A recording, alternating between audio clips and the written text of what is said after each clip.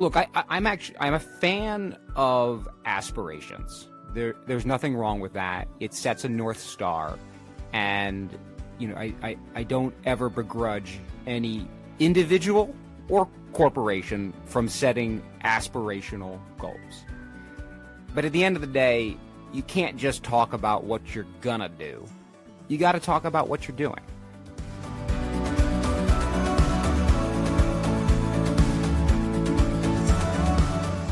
Hello, welcome to Sustainability Voices, the podcast dedicated to exploring the impactful stories behind the voices driving sustainable change. I'm Patrick Obeid, founder of a climate tech startup and your host for this series. In today's episode, we'll explore the importance of action with Christina Sivulka and Sam Shiroff from EnerSys. Stay tuned as we uncover various facets of sustainability, voice by voice.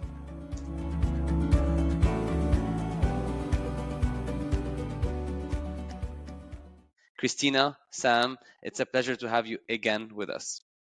Thanks for having us, Patrick. Thrilled to be here, Patrick. I'm really excited for today's conversation. I think last time we covered the importance of communication and transparency. Today we're going to jump right into taking action. We often hear about sustainability, but let's cut to the chase. How do you differentiate mere talk from tangible action? What's your take on this, Sam? Look, I'm a fan of aspirations. There's nothing wrong with that. It sets a North Star. And, I don't ever begrudge any individual or corporation from setting aspirational goals.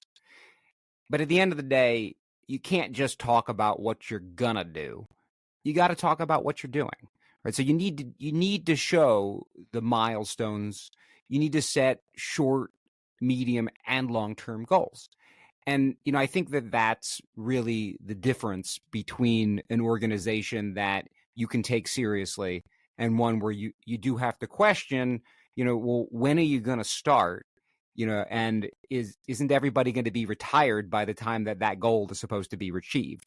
And so I know that sounds a little bit trite, but I think it's really important for companies to show how they're making progress. And frankly, you know what? If they're not making progress, say that too and explain why. Sam, I love your point about what you're doing versus what you're gonna do. I think we live in a world where we hear commitments and we hear future plans and goals by 2030, and we rarely hear what companies are doing today. So in today's conversation, I'm very excited to talk about what EnerSys is doing in the world of sustainability. Sam, perhaps a follow-up question for you. How does EnerSys approach the transition from dialogue to action when it comes to sustainability? I started the sustainability department a little over 3 years ago. And, naturally there is a desire to get quick wins.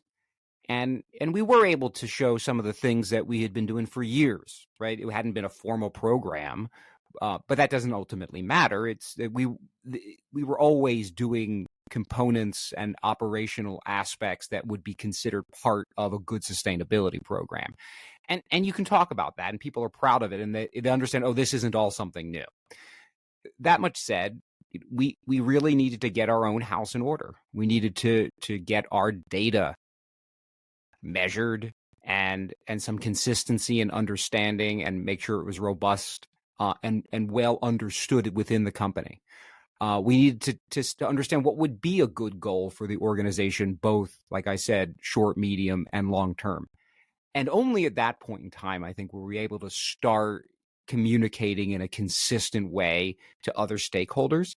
Our CEO said at an investor meeting, you've got to walk the walk before you can talk the talk.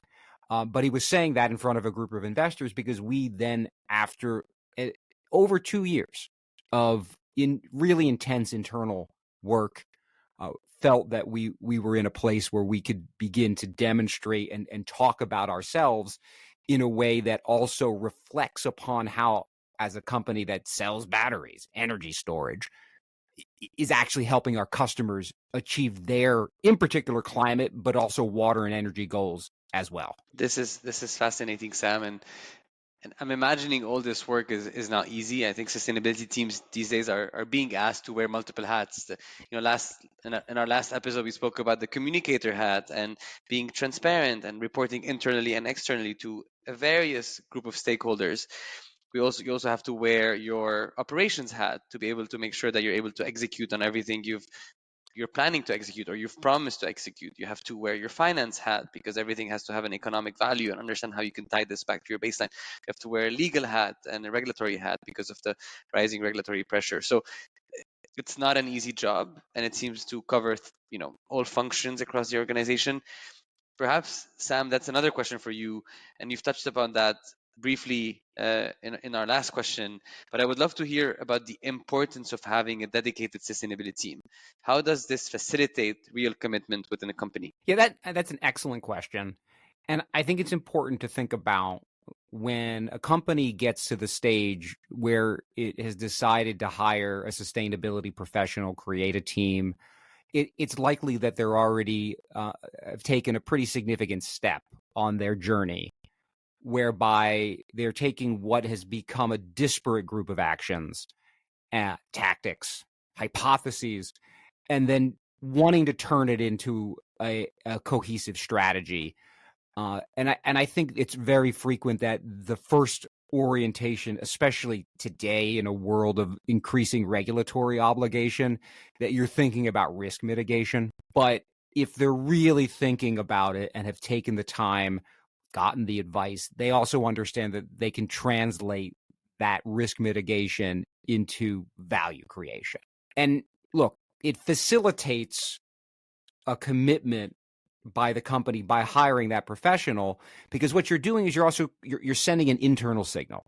You're creating a center of competence that is about, okay, sustainability that feels amorphous. It's that the job of the department, the person who's leading it, to help the company understand what it means for that company, and then then it becomes a business fund. It's getting stuff done, right? And it's getting stuff done cross-functionally. I've seen some big sustainability departments, but often they have embeds in a variety of different functions, whether that's finance or supply chain or HR or elsewhere. It's ultimately extremely cross-functional because sustainability needs to be part of the decision-making process, and it can't be a bottleneck. And so that means it needs to be the whole company needs to be educated on what it ultimately means, starting with leadership. Thank you, Sam, for that. I loved your last point about educating the whole company, which is also, yet another role that you as a sustainability leader, have to execute on. Christina, this is not an easy job. You have a big responsibility today, and you'll have an even bigger responsibility in the future. Would love to hear from you about how does EnerSys ensure sustainability is woven into the objectives of all departments across the company? Yeah, this is a really, really big part of our strategy. We're really always working to help everyone understand that sustainability is part of everyone's job at EnerSys, even if it's not in their direct job title.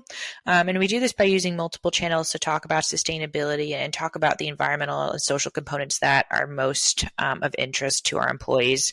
Not everyone cares about everything, but everybody cares about something. And it's about finding that little something within sustainability and getting people to realize that and have it resonate with them. And so I talked about this on our last podcast, but we have a blog at EnerSys called People Powering Sustainability at EnerSys. And it highlights people throughout the company and how they're playing a role in our greater sustainability strategy, even if sustainability isn't in their job description. So we featured different teams that are involved in community projects. We also just spotlighted somebody on our ops team who saw an opportunity to reduce plastic when shipping our batteries. And the goal of this is to really make sure that everyone knows they play a part and also empower our employees to know that they, are a piece of the larger puzzle. We also have a business resource group within the company called GLOW. It stands for Green Leadership Opportunities Working Group. And so we have around 400 members within the company. So people, again, who may not have sustainability in their job descriptions, they have the ability to learn more about the company's initiatives, but then also have a safe forum to kind of, talk about sustainability within the greater global climate. And so that's been really empowering, and it's great to have so many people interested in the topic. And I think that's not something that really surprised us, but something that our leadership really enjoys is, seeing how many people are actually interested in what we do every every day. And I think that also kind of gives Sam and I the energy and the rest of our team to keep going. And it's always nice to see. And then lastly, we always do our best to make sure that when we talk about sustainability and ESG within the company context, we're not just talking about the E for environment. We really do our best to make sure that people know how they really fit in and have a role to play with our greater strategy. And for example, our HR team and our EHS teams, they play a really big role in the S, the social part of ESG, keeping people safe on the job. Our legal team plays a huge role in the G, the governance part of ESG. So there really is more than one way to get people involved, and it's really a big part of our strategy. And again, it's really just finding out how people fit into ESG, finding which piece they are in the puzzle, and then finding people within the company that want to do these things more and helping empower them to do it with us on our sustainability journey. Yeah, this is so inspiring. I loved your point about empowering your employees, and I love that anecdote about reducing your plastic use in the products that you're shipping. I think often the best ideas come from within. It's the facility manager that is running the floor in the facility that may come up with an idea that can allow you to improve your sustainable performance, but at the same time improve your financial performance. And this is great. Maybe one quick question, and this is purely out of curiosity.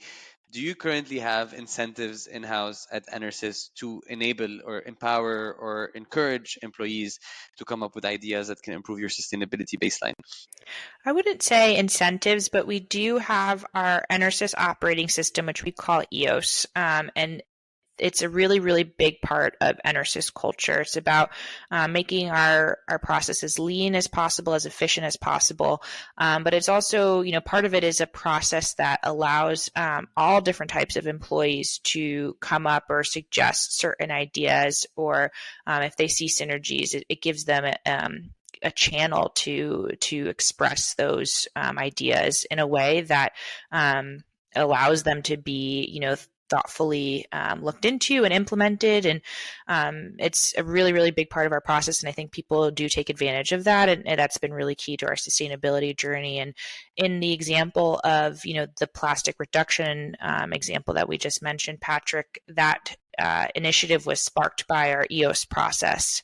And it's not just as simple as having somebody suggest it and us implementing it. We have to see how feasible it is. Is it okay with our customers that, we are changing our packaging? Is it okay with the Department of Transportation? We need to make sure that everything and how we package it is in compliance with local and federal laws and regulations. And so EOS, while not an incentive program, is a really, really important part of how we do execute on our sustainability strategy. And we did even win an award for that system last year. The Department of Energy recognized us for that process. So, we may not have incentives. Maybe we will in the future, but I couldn't do this podcast without mentioning how great EOS is. Thank you, Sam and Christina, for all these amazing examples. And I have to say, Christina, I love Glow and I love EOS. I love all these terminologies that you use at EnerSys. It's very inspiring. EOS kind of sounds like ethos, which is, the characteristic of a culture and its aspirations and what it stands for. And I think it's a, true description of all the amazing work that you do at EnerSys, Christina and Sam. Perhaps moving on from strategy to execution. I know we spoke a bit about strategy and who needs to be involved, but getting things done on the ground is never easy, especially in a company like EnerSys that has presence in dozens of countries around the world. Christina, can you share how EnerSys turns sustainability strategies into actionable plans? Yeah. So we build and we execute our strategies based on a robust foundation of high integrity data. And again, we are a big fan of ESG Flo to get that data. It's really essential to have it for transparency and accountability, as well as for measuring progress. So having a governance structure, the G in ESG is hugely important. We regularly report to our internal ESG committee and the board on our progress and plans.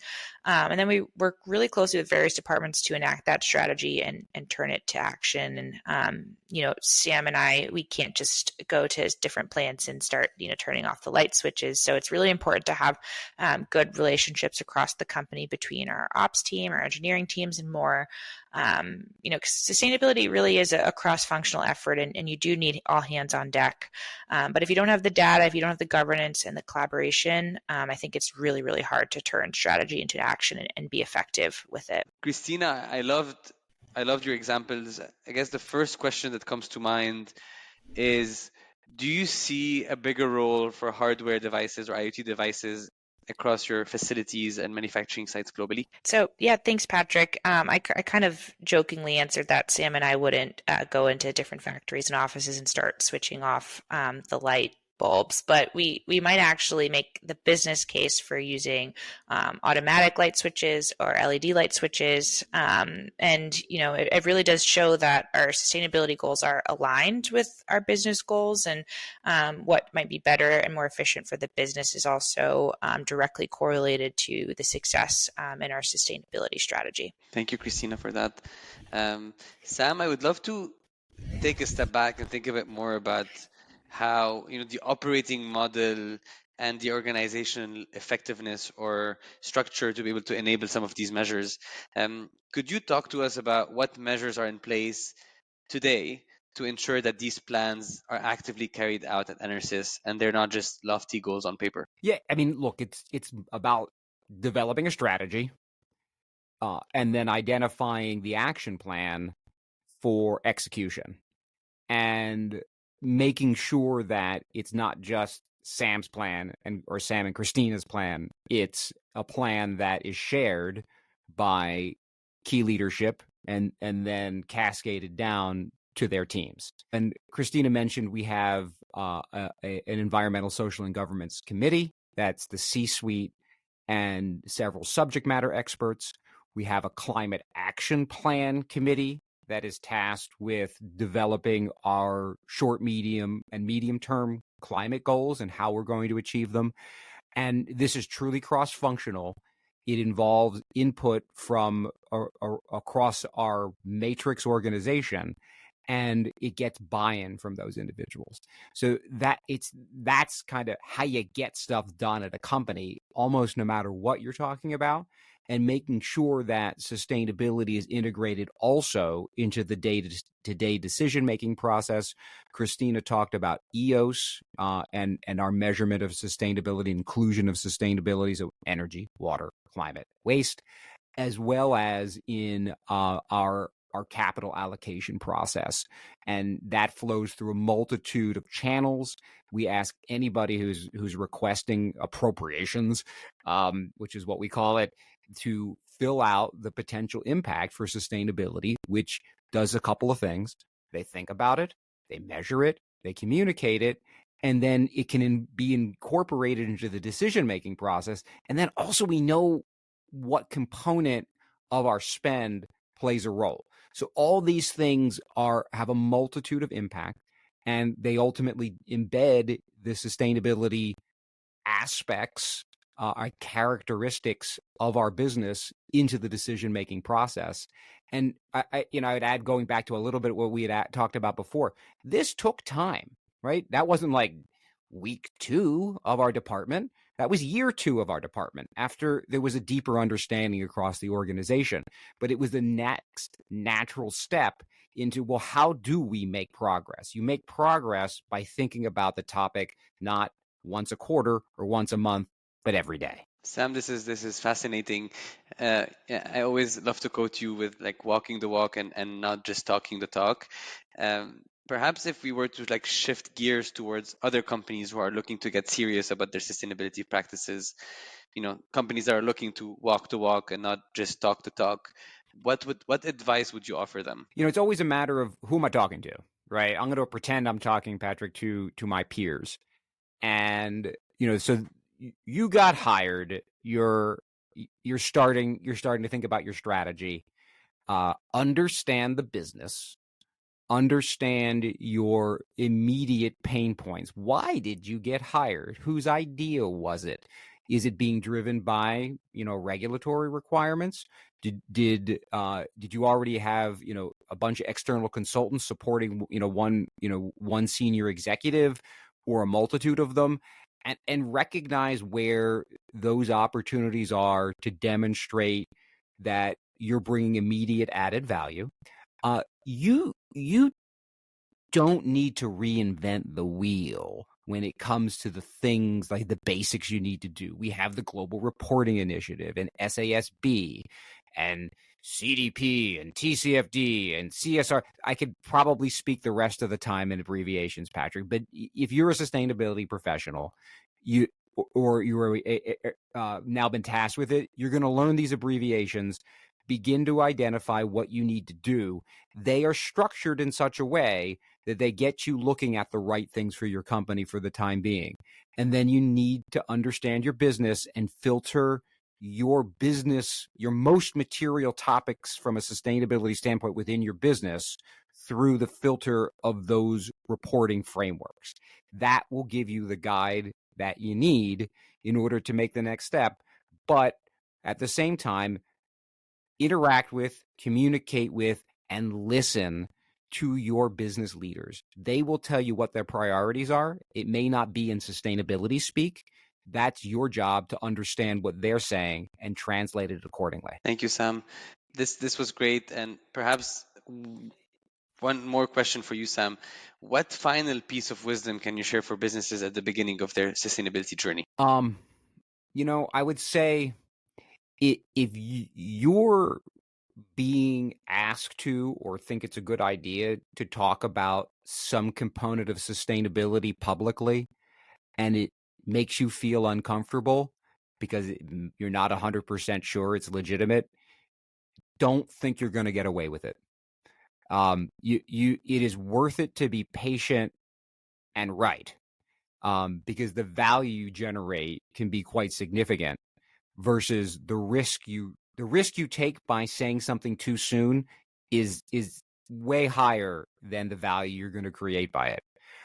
It's your job as a sustainability professional to figure out how to translate where you are as a company into something you can say, as well as translate your risk mitigation obligations into opportunities for the company.